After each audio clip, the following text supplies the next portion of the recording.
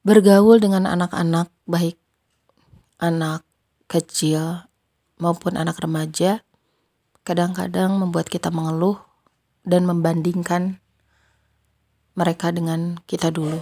Kenapa ya anak-anak sekarang kurang disiplin?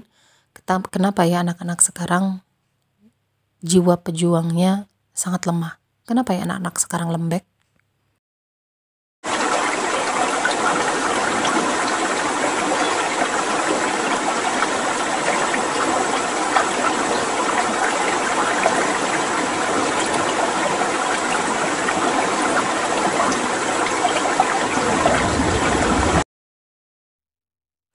Untuk zaman sekarang, agaknya kita susah sekali menemukan anak muda yang punya mental petarung.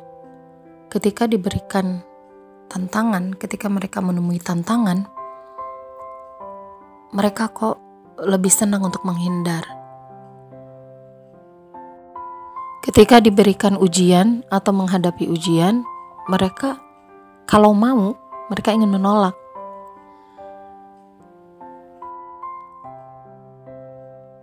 Jangankan untuk itu, untuk bangun pagi saja susah. Untuk bangun sholat subuh saja berkali-kali harus dibangunkan. Ketika disuruh, menjawab. Ketika diberi nasihat, menolak.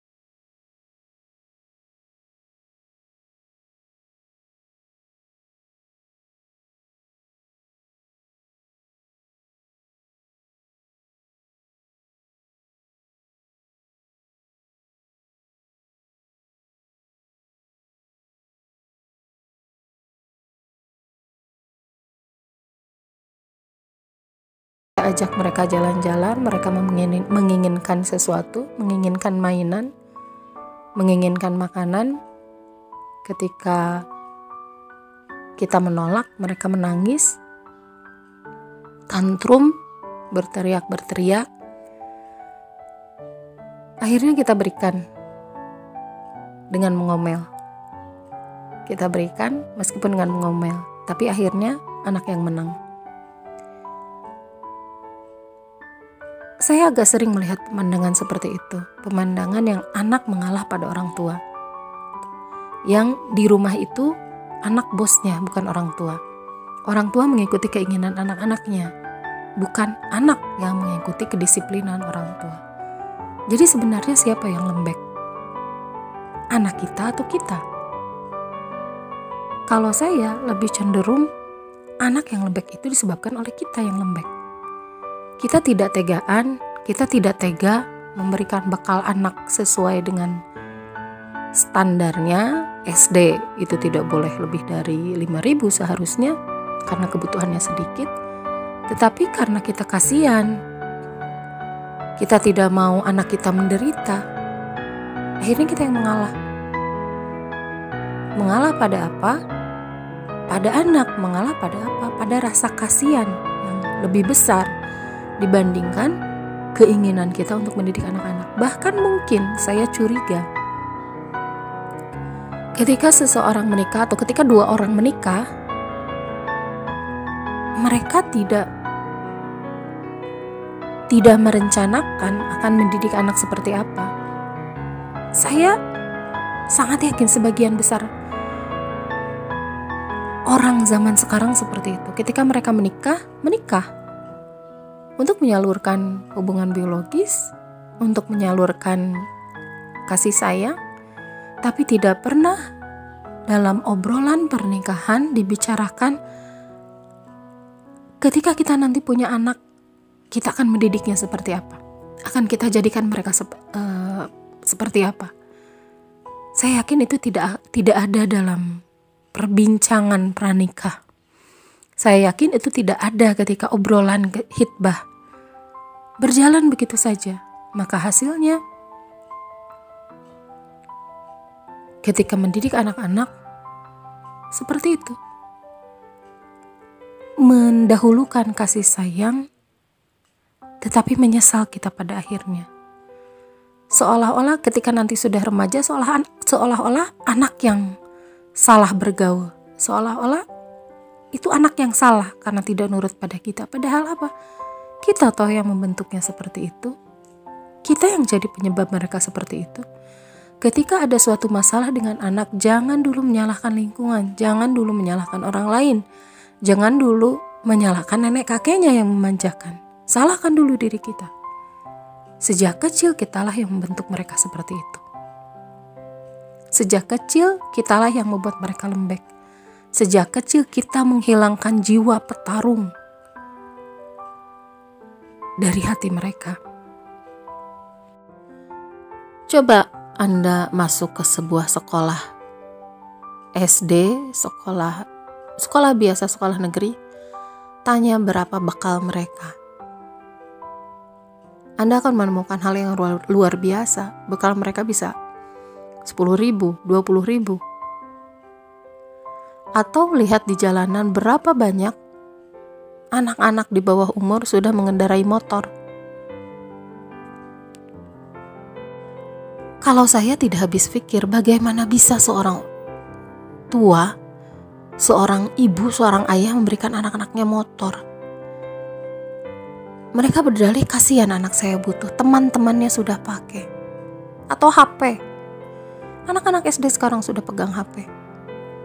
HP-nya bukan HP yang supaya mudah untuk dihubungi, bukan. Tapi memang smartphone yang sudah banyak fasilitas, sudah banyak aplikasi. Jangan heran